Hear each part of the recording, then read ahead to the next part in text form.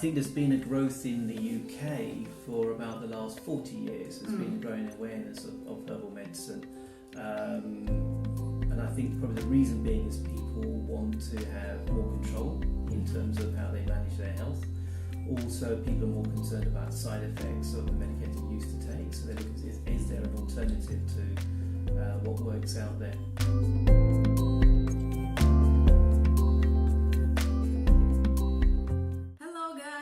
So this is me with Anand Marshall, who has been practicing acupuncture and traditional Oriental medicine since 1998. That's correct, yeah. You've graduated from the London School of Traditional Acupuncture and Oriental Medicine, and also you've done courses with Chinese Herbal Medicine. Yeah. Yeah? That's correct. Would you like to tell us a little bit about yourself?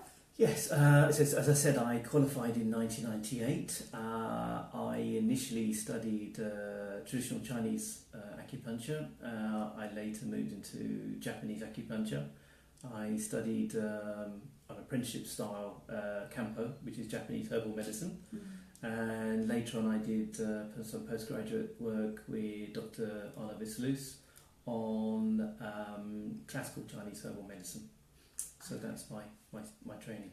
Nice. And we were discussing earlier that you actually were a lecturer at the school that you graduated as well for 4 years, right? From 2000 or until 2010. Yeah, I lectured there for about 16 years. 16 years, yeah. And you're practicing this for 20. Yeah. Oh, yeah, okay. yeah. Actually, I bet it's not 16. I was at 2018, going back. It was about 14 years. 14 years. Yeah, sorry, yeah. No, that's okay. Yeah, I had to get the dates right, yeah. Yeah. So in 2000 to 2010. So Nice. 10 years. 10 years. Yeah, coming down. Yeah, 10 years I was there, yeah. So you did a whole circle. So you studied there and then you lectured there. Yes. I guess my first question is, herbs have been really popular in ancient times, so they have been really popular as a way of treating ourselves. Yeah. And then with the development of technology and the development of pharmaceuticals, they become less popular. Yeah. And in the last 5 years or so, we have been seeing them rising again. Yeah. Do you agree? What have you seen happening? What have I seen? I think Chinese. I can only talk about Oriental herbs. I don't know about Western herbs or anything, so I won't talk about that. But I think there's been a growth in the UK for about the last 40 years. There's been a growing awareness of herbal medicine. And I think probably the reason being is people want to have more control in terms of how they manage their health. Also, people are more concerned about side effects of the medication they used to take. So they look at is there an alternative to what works out there. So yeah, that's what I've seen. So there's definitely been more interest and more research, etc., into their medicinal, their benefits. Also, I think there are some points that we should touch, I guess, around labels, how you work. Okay. In Chinese medicine, it's quite a broad church. So we have what we call 5 pillars of Chinese medicine. So one is herbs, one is acupuncture, one is tuina, which is physical therapy. One is diet, and the other one is exercise. And exercise doesn't need to be physical; it can be a mental exercise as well. So today, it's very popular to talk about mindfulness. Yeah. It's intrinsically built within Chinese medicine, meditation, and visualization exercises. So they're the 5 pillars of Chinese medicine. So the thing is, within Chinese medicine, it's based on an idea that we have this vital force, which they call qi, and they believe that as an imbalance in this qi, there will be a physical manifestation of symptoms, either physical or mental. So you would use one of those 5 modalities or combinations of them to rebalance that qi, so illness will not occur. Going back to the idea of labels, etc., one thing I need to emphasise in terms of how, in my opinion, how we work is, one is that we mustn't treat just labels. So if someone says to me, what herbs do you or acupuncture points do you use for insomnia or IBS, etc., the important thing is looking how that illness manifests for the individual. So it has to be totally tailored to that person, not the label. So you can't give everybody the same treatment because everyone's unique in terms of why they're ill in the first place. Yeah. I think one great example that you mentioned earlier when we were catching up was about a guy that was infertile. Yeah. And then his problem wasn't actually that he was infertile, it was something else. Would you share that? Yeah. This is just to illustrate a point that Yeah. I had a patient came to see me who was told me that he had a very low sperm count, and what sperm he had with the motility was very poor, and he was told that he would not be able to find children. Yeah. I decided to go down the herbal medical route with him rather than acupuncture route. The only thing I could find that was not working for this guy, or symptoms I could really spot, was that he had recurrent verrucas on his feet, which was not responding to medication. I gave him herbs to treat his verrucas. Took about, I think, 6 to 8 weeks. Once the verrucas stopped, I then gave herbs that we would use historically for treating male fertility issues of his type, and he has a 5-year-old now. So I can't really say, because it's only one case, so whether you can really extrapolate that's evidence is not fair, but I think it illustrates an idea of how you apply Chinese medicine. You need to be flexible.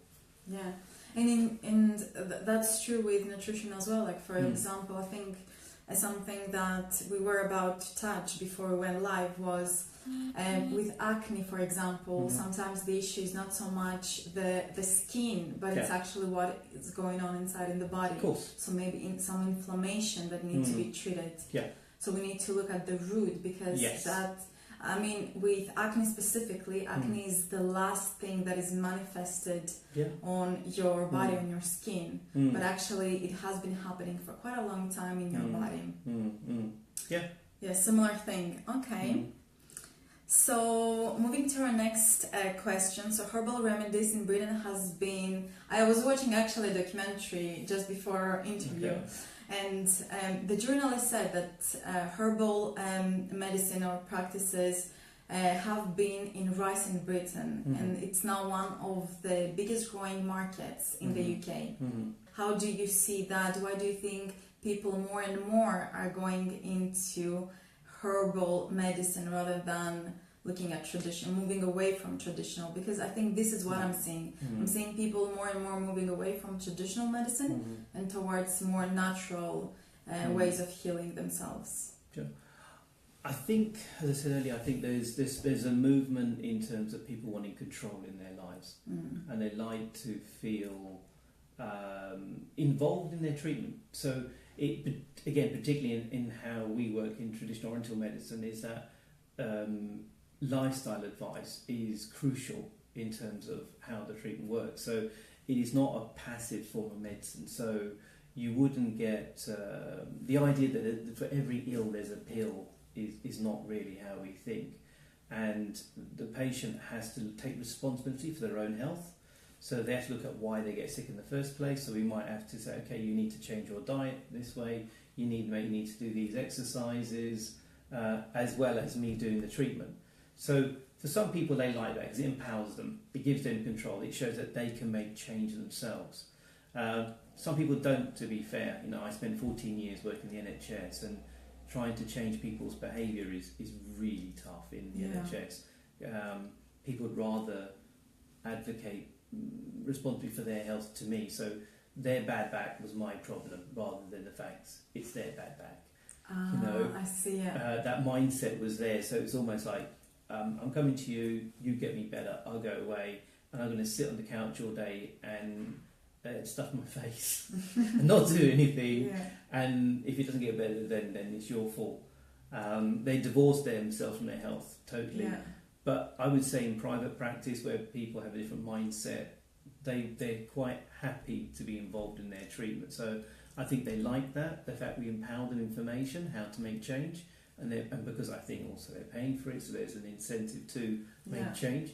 But also there's the concept of a side effect within traditional Oriental medicine isn't acceptable. So if you have a side effect, you're taking something that's either too strong, too weak, or no longer required anymore. So the treatment has to tailor the individual, and I think people like the idea of taking something that's safe. I see. Having said that, just because something is natural doesn't mean it's safe. Yeah. So there are actually things that we need to be cautious about. Sure. So just because something is, I mean, if you drink enough water, it'll make you extremely ill, if not kill you. Yeah. So everything has a certain dosage which will affect somebody. So I would caution people that just because something's natural doesn't mean it's safe. You've got to really know who the person you're treating knows what they're doing. And I think an example that you mentioned earlier was about a person that is sick, like has a cough or something like that, and it's advisable for them to take a certain herb until they become well, but after that we should eliminate the dosage because that herb might actually prove more detrimental to their health, right? Yeah. So, I mean, again, in the system that I work within, we have some herbs which are only used for a very short period of time. So if somebody had, a chest infection, a pneumonia, recurrent bronchitis, there's certain herbs we would use to treat that. But you can only use it for short periods of time because they're actually toxic long term. So once the symptoms of their initial flare-up is gone, then we move on to what we call tonic formulas, which repair the damage done by this pathogen. So you don't stay long term, it's only a finite period, then you come out of them. And then you need to go on the tonic formulas. But ultimately, you want them to actually ideally change their diet, because we say the first pharmacy is the kitchen. If you eat the right things, you don't get sick. As an idea, you know. I don't think it's totally true, but it just illustrates something. So you try and eat the right things so you don't fall ill. Yeah, and I think you're right in that diet is one of the things, but also like crucial. Exercise is another one. Moving your body, because our bodies are not designed to stay inactive, and most of our time we stay inactive in front of a laptop nowadays. Yeah. So it's that's a really good point, and also whatever we do, everything else in our life, if we drink too much alcohol, that's also detrimental to our life. Yeah. So it's not just, I guess, the education and what we'll take from people like you or when people come to visit me, but also what we're doing afterwards and the life that we decide to lead with the knowledge that we have gained from visiting a specialist. Yeah. That's nice. So would you just tell us a little bit about what health issues should we expect that a specialist in herbal medicine will help us treat? I think within Oriental medicine, with what we call internal medicine. So you would be looking at things like IBS. Yeah. You could use it for treating anxiety, panic attacks. You could use. I personally do a lot of gynecological problems. So patient I see is polycystic ovaries, painful periods, infertility, menopausal complaints, allergies, and you can sometimes see herbalists. I said Oriental herbalists that will work in conjunction with conventional medical practitioners. So, for example, although it's in the UK, it's illegal for anyone to say they can treat cancer unless they're an oncologist. There is nothing stopping you prescribing things alongside what they're already taking to help alleviate some of the side effects what they're getting from. So whether it's diarrhea or weight loss or sleep problems, things like that, you still would be able to use herbs alongside that. And that's a really good point, because what the bodies of those people go through is really, really heavy. Sure. And so having something that will help them deal with those side effects, or especially like chemotherapy, it's very important. And at least it makes it easier. True. Yeah. A little bit easier. One thing that I was actually really, really intrigued about, and I told you that, was around allergies. Because I was reading a research saying that if we are exposed to allergens from a very young age, the percentage of us developing those allergens is it's small. It's much smaller than it would be otherwise. However, you told me that with herbal medicine, there's potentially a way we can alleviate allergy. Sure. Right? Yeah. I mean, the idea we have is we wouldn't use like food elimination. Because it's like saying, okay, I can't eat gluten. I'm a celiac. I can't eat gluten. I've got the markers in my blood telling that I have this autoimmune response, so I can't eat them, or I can't have milk. We would question the why can't that person have it, and the only way we know that our treatments work is the fact they can actually start eating gluten and they can drink milk again. If I take the idea of food elimination, take diets, to us it'd be like saying, okay, I've got a headache, let's cut my head off. Yeah. It doesn't make sense. So we're going to say, okay, if everyone can eat this, everyone else can do it, why can't you? How do we fix you so you can actually participate? So I have patients who are celiac sufferers who are eating gluten, no problem. They can't eat the high dosage that everybody else might do, but they can eat it with few issues, in moderation, obviously. Yeah. But yeah, that's how we work really. It doesn't matter if someone's allergic to cat hair or dust or anything. An autoimmune response to us. We have to go back and deal with the source. With the source of the issue. Yeah. Why did it happen right at the beginning? So. You mentioned a tap. Yeah. Well, just wipe the floor. An idea one of my teachers said to me many years ago was, don't clean the wet floor, turn the dripping tap off. Yeah. Don't treat just symptoms, look at the cause. You have to diagnose. Nice. I love it. I told you, I just love it because that's very true, and that's why functional medicine is becoming more and more popular. Sure. Yeah. It's because it looks at the root now and not so much on the symptom. Yeah. If it's a symptom, okay, we're saying this is the medicine you need to take. But if we look at the root of the issue, then our recommendation will be completely different. True. And although functional medicine you mentioned before was something that started 40 years ago. Yeah, it's actually in the Oriental medicine. It's been around to me, for functional medicine years. is just repackaging Chinese medicine. But the only thing is, we've got records going back 3,000-4,000 years. So what they're saying now is just repeating what we say all the time. So when I hear functional doctors get very excited to tell me that diet can affect health, it's like, what took you guys so long? Yeah. We've been saying this for 3,000-4,000 years, and you've just caught up. Yeah. So it's nothing new.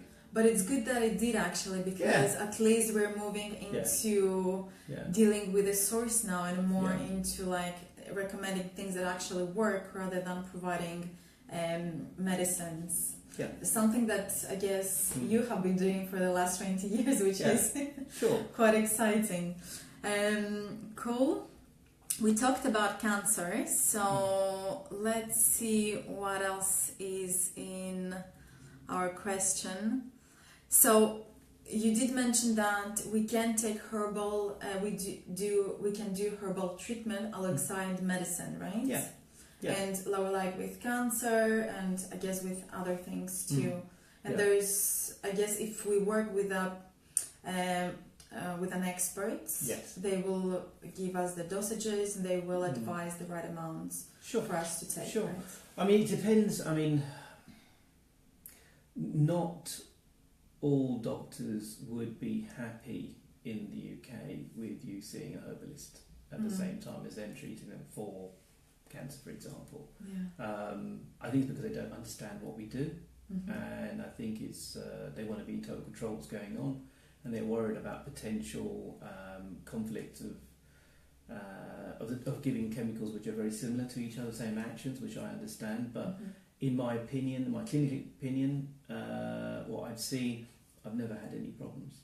Okay. And I speak to my colleagues who are Western doctors as well as herbalists who've had no problems. So, providing the person you see knows what they're doing, like anything, you could get a conventional doctor that actually makes mistakes and has fatalities, on a regular basis. In some cases, it's not the fault of conventional medicine. It's the fault of that individual that perhaps isn't that good or a bit sloppy that day or whatever. So okay. So that's good to know. So if someone wants to find herbalist or someone to work with, and they're not around here, I guess, to contact you, where is the best source of finding a good practitioner? Unfortunately, in Britain, it's not legally regulated, so there is no minimum standard of training or maximum standard of training, which is, for me, a concern, because, as I said before, just because something's natural doesn't mean it's safe. But I think that if you're in the UK, I would contact the RCHM, which is a Registered Chinese Herbal Medical Practitioners. At least everyone's there, trained, most of them trained about 5 years to be on the register. So that minimum safety standards, etc. And they work quite closely with the Department of Health in terms of what herbs we're allowed to use and not allowed to use, and what's safe and not safe, etc. So that's what I would do, basically. Nice, that's really good. And I will provide your details as well, so if anyone wants to contact you, welcome. They can do that. All right then. Thank you very You're much. welcome. Thank you very much for your time. It was a You're pleasure. I just want to say I really appreciate, because you have been highly recommended to me, and by who. So it was a real pleasure to meet you.